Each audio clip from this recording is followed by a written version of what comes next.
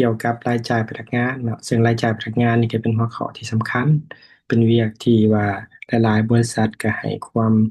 สำคัญหลายเนาะเพราะว่ามันเป็นเรื่องการกระตุ้นสุขอยู่และก็โครงสร้างต่างๆที่เราต้องได้เฮ็ดเกี่ยวกับเรื่องนโยบายพนักงานหั้นเนาะฉันมาเบิ่งดูว่าบัญชีที่เกี่ยวข้องเนาะผังที่เกี่ยวข้องที่มีหยังแหน่เนาะ สั้นอาจารย์สิขอมาแนะนำเรื่องสไลด์ตัวนี้ก่อนเนาะเกี่ยวกับเรื่องการจัดกลุ่มบัญชีที่เกี่ยวกับพนักงานเท่านะกลุ่มที่หนึ่งนี่มันเป็นกลุ่มที่เกี่ยวข้องกับรายจ่ายนะที่สามารถลงบัญชีเป็นรายจ่ายของบริษัทได้เลยนะและกลุ่มที่สองเป็นการหักหูเป็นหนี้สินนะการหักหูเป็นหนี้สินและกลุ่มที่สามก็คือราคาใช้จ่ายพนักงานนะบัญชีตัวนี้สามารถจัดเป็นทรัพย์สินได้ซึ่งเ้ามาเบิ่งเนาะกรณีที่เกิดขึ้นอย่างเช่น ในกรณีเป็นรายจ่ายคือเป็นกิจกรรมเนาะทั่วไปเช่นค่าแรงงานเงินบำเหน็จบำนาญย่อว่าผลประโยชน์ทางด้านวัตถุบำรุงอื่นๆเนาะส่วนว่าตัวที่เป็นหนี้ต้องส่งพนักงานนะที่รับผู้เป็นหนี้สินก็คืออย่างถ้าตัวอย่างว่าจับคู่อย่างเช่นเนาะค่ารายจ่ายพนักงานอันนี้เป็นรายจ่ายยังบ่ทันได้จ่ายก็เอิ้นว่าเป็นหนี้ในลักษณะนี้เนาะเงินบำเหน็จย่อกันตั้งไว้แล้วอนุมัติแล้วเนาะแต่ยังบ่ได้จ่ายก็ถือว่าเป็นค้างจ่ายเนาะเป็นหนี้ต้องส่งนี่ลักษณะนี้ ส่วนว่ากรณีพิเศษที่ว่าเป็นทรัพย์สินนะก็สามารถเกิดได้เช่นว่ากรณีที่หนึ่งนี่เนาะกรณีต้องหาพนักงานคือเงินล่วงหน้าเห็นบ่รายจ่ายก่อนส่วนหนึ่งหมายความว่าอาจจะฮอดมื้อที่ได้เงินเดือนน่ะมื้อเดือนน่ะจึงได้เงินเนาะแต่ว่าพนักงานอาจจะขอเบิกก่อนหักเงินเดือนล่วงหน้าเนาะเบิกล่วงหน้าแล้วเวลาเงินเดือนออกค่อยหักเนี่ยลักษณะนี้คือเบิกก่อนแสดงว่าเงินที่จ่ายไปหั้นนะถือเป็นทรัพย์สินของกิจการเลยเนาะคือแบบเป็นบัญชีเงินล่วงหน้าลักษณะนี้ อันต่อมาก็สามารถคิดกับเป็นต้นทุนของทรัพย์สินได้เช่นเนาะต้นทุนการผลิตหรือต้นทุนคือในสร้างถ้าว่าเราจ้างงานเนาะคือจ้างงานจ้างค่าแรงงานที่เฮ็ดทำการผลิตเงินเดือนหรือค่าแรงงานที่จ่ายให้พนักงานผู้นั้นน่ะนะมันต้องถือโอนเข้าเป็นต้นทุนการผลิตซึ่งต้นทุนการผลิตก็หมายความเป็นบัญชีทรัพย์สินเนาะของกิจการในส่วนนี้นี่เราต้องได้คำนึงเนาะเพราะว่ามันติดพันกับเรื่องคิดเรื่อง อ่าต้นต้นทุนการผลิตเพื่อให้ได้ต้นทุนที่แท้จริงของสินค้าหรือ Product ที่เราจะผลิตขายนั้นเนาะฉะนั้นถามว่าเขาได้บวกต้นทุนพวกนี้เข้าไปนะเราก็จะเห็นว่าแรงงานที่เกี่ยวของนะโมบายสร้างเป็นรายจ่ายทันทีเนาะต้องบวกเป็น Product ต้นทุนของ Product แล้วไปตั้งราคาขายซึ่งจะมีผลต่อการคิดกำไรเนาะที่ต้องการนั่นก็เป็นจุดหนึ่งเนาะที่เราต้องในคำนึงฉะนั้นในการเห็นเรื่องบัญชีนะจึงมีความละเอียดอ่อนในการ จัดเนาะประเภทหมวดหมู่ของมันหันให้เหมาะสมฉันมาเบิ่งคำศัพท์เนาะคำศัพท์ที่น่าสนใจในนี่นะตัวอย่างว่าเงินทดแทนให้งานเนาะก็หมายถึงพวกเงินเดือนพื้นฐานและเงินค่าแรงอันนี้ในศัพท์บัญชีจะใส่คำนี้เนาะ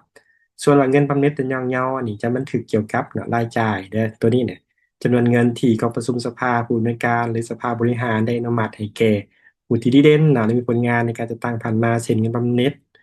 อ่ามาการปกติบนโยบายวิชาการเนาะเงินย่อๆบางค้างคาหรือเป็นระยะอะไรก็เงินนโยบายขององค์ประชุมของคณะบริหารอันนี้ก็จัดอยู่ในพังบัญชีกลุ่มนี้เนาะเป็นเงินบำเหน็จและย่อ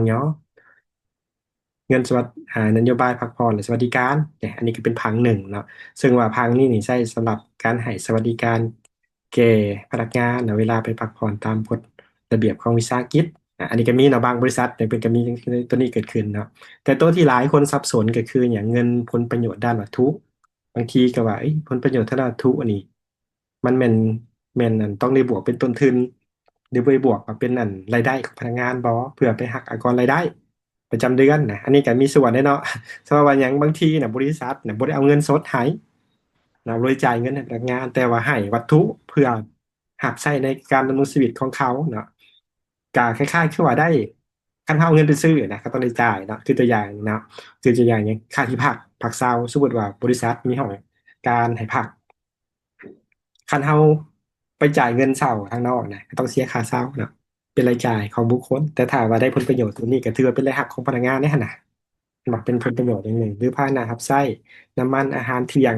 การให้เป็นเงินแล้วไปเนาะก็ถือว่าเป็นรายได้ที่เป็นเงินแต่ถ้าให้เลี้ยงเขาตัวอย่างมีโรงอาหารเลี้ยงเขาทำงานก็ถือเป็นรายได้ได้ค่ะส่วนหนึ่งซึ่งว่าผลประโยชน์ทางด้านวัตถุนี่โดยปกติแล้วเนาะในด้านบัญชีเขาก็สามารถลงเป็นรายจ่ายหรือทรัพย์สินที่เกี่ยวข้องเนาะถ้าติดพัน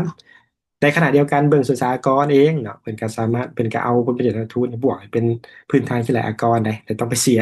อากร รายได้นะบุคคลหรือก่อนเงินเดือนประจำเดือนอันนี้ก็เป็นพื้นฐานหนึ่งได้เนาะที่ต้องได้คำนึงนะ ต่อมาก็แม่นเว้าเรื่องเงินบำรุงให้องค์การประกันสังคมตัวนี้ถือว่าเป็นเงินสมทบเนาะให้พนักงานซึ่งถ้าบริษัทใดเข้าองค์การประกันสังคมแล้วนะก็จะต้องได้จ่ายส่วนนี้เพิ่มส่วนนี้มันเป็นถือว่าเป็นรายจ่ายหนึ่งเนาะที่เกิดขึ้นกับพนักงานที่เราต้องได้จ่ายเพิ่มให้นอกเหนือจากสวัสดิการอื่นจะมีหลายๆตัวเนาะ ถึงว่าจะจัดเขาในกลุ่มที่ต้องได้พังฉะนั้นเวลาเขาลงบัญชีนะเกี่ยวกับพนักงานนะต้องจัดให้ถึงหมวดหมู่มันซึ่งมันจะมีคำอธิบายอยู่ทางด้านข้างนี่อันนี้ก็ถือว่าเป็นส่วนหนึ่งที่ให้เราตีความได้ชัดเจนขึ้นเนาะก็มีหลายข้ออันนี้อาจารย์เขาผ่านไปได้ยกเป็นตัวอย่างสิ่งและการมีแนวทางการบันทึกบัญชีนะอันนี้คือเทคนิคการเดินบัญชีที่เกี่ยวข้องนะจะมีกลุ่มนี้คือยังขาดเป็นขาดทดแทนแรงงานหรือผลประโยชน์ทางวัตถุนี่ก็จุดนี้นะบัญชีหนึ่ง 63เนี่ย63อันนี้กรณีที่ว่าลงไปรายจ่ายได้ทันทีเนาะที่บริษัททางกับการผลิตเนี่ยลงไปเลยแล้วก็จดมีบัญชีนี่ต้องส่งเงินพนักงานแล้วก็มีอากรเงินเดือนหรืออากรรายได้เนาะส่วนจะเอิ้นว่า430ซึ่งคันแปลตามทับศัพท์แท้ๆเนาะเพิ่นว่ารัฐอากรเก็บจากภาคส่วนอื่นคือเก็บจากไหนเก็บจากผู้ให้งานผู้ที่มีรายได้อะไรเนาะแล้วก็เงินประกันสังคมสามีเนาะ อย่างเป็นสังคมบริจาคว่าตัวเองเงินตัวนี้เนาะ4211นะ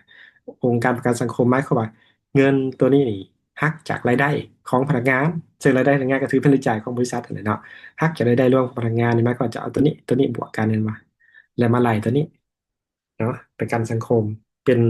ผลประโยชน์หนึ่งได้ฉะนั้นการคิดหลักประกันสังคมบางคนก็อาจจะเข้าใจผิดเนาะไปตั้งตัวเลขพื้นฐานขั้นต่ำนะแล้วไปคูณเรทเลยนะซึ่งอันนั้นจะบ่ถูกเดี๋ยวตามแบบหลักการตัวเงินประกันสังคมสำหรับพลังงานมัน5.5เนาะแต่ว่าเป็นบริษัทสมทบก็จริงเป็น6%ลักษณะนี้นะ โอเคเนาะอันนี้ก็เป็นตัวอย่างหนึ่งก็มีหลายกรณีซึ่งสามารถเข้าอ่านได้ในอ่าเว็บไซต์ประกาศทิพย์บัญชีอะคาเดมีของเขานี่เว็บไซต์ประกาศทิพย์ .com เนาะเขาได้อยู่ในอ่านในห้องสมุดนี้